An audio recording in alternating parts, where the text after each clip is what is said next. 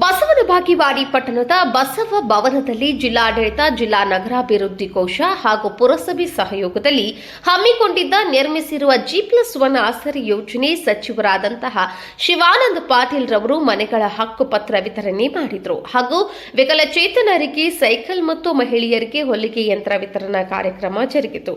ಕಾರ್ಯಕ್ರಮ ಉದ್ಘಾಟನೆ ಮಾಡಿ ಮಾತನಾಡಿದ ಸಚಿವರಾದಂತಹ ಶಿವಾನಂದ ಪಾಟೀಲ್ ಅವರು ಆಶ್ರಯ ಕಾಲೋನಿಯಲ್ಲಿ ರಸ್ತೆಗಳು, ಒಳಚರಂಡಿ, ಕುಡಿಯುವ ನೀರಿನ ವ್ಯವಸ್ಥೆ, ಹಲವಾರು ಸೌಲಭ್ಯಗಳನ್ನು ನಾವು ಮಾಡಿದ್ದೇವೆ ಮತ್ತು ಬಡವರಿಗೆ ತುಂಬಾ ಸಹಾಯವಾಗುತ್ತದೆ ಅಂತ ಹೇಳಿದರು.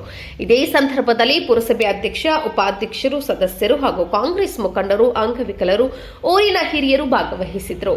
ನ್ಯೂಸ್ ರಿಪೋರ್ಟ್ ಮೆಹಬೂಬ್ ಗುಂತ್ಕಲ್, ಸಮೃದ್ಧ ಕರ್ನಾಟಕ ನ್ಯೂಸ್, ಬಸವನ ಬಾಗೇವಾಡಿ.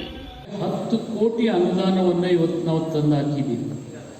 ಅಲ್ಲಿ ರಸ್ತೆ ಇರ್ಬೋದು, ಒಳಚರಂಡಿ ಇರ್ಬೋದು, ಕುಡಿಯುವ ನೀರಿರ್ಬೋದು.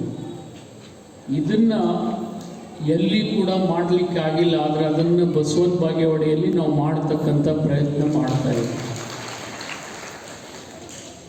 ನಮಗೆ ಇಲ್ಲಿ ಟೋಟಲ್ 12 ಎಕರೆ ಜಮೀನಿದೆ.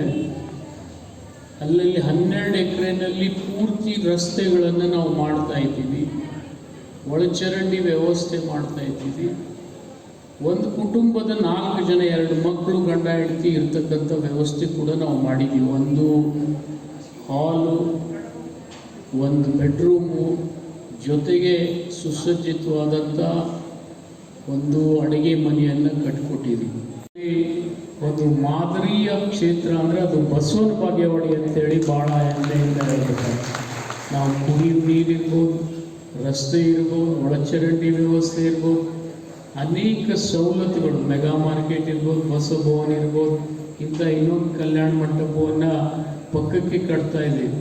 ಅದಕ್ಕೂ ಕೂಡ ಇನ್ಮೇಲೆ ಕೈ ಹಚ್ಚಬೇಕಾಗಿದೆ. ಅದು ಕೂಡ ಆದರೆ ಈ ಊರಲ್ಲಿ ಯಾವುದೇ ಬಡವರು ಒಂದು ಸಣ್ಣ ಲಗ್ನ ಮಾಡಿಕೊಳ್ಳಿ, ಒಂದು ಸಣ್ಣ ಕಾರ್ಯಕ್ರಮ ಮಾಡಿಕೊಂಡ್ರು ಕೂಡ ಇಂಥ ಸುಸಜ್ಜಿತವಾದಂಥ ವ್ಯವಸ್ಥೆಯಲ್ಲಿ ಅವರು ಬೆರಗಲಿ ಅಂಥೇಳಿ ನಾನು ಹಾರೈಸಿ ಈ ಕಾರ್ಯಕ್ರಮವನ್ನು ಇವತ್ತು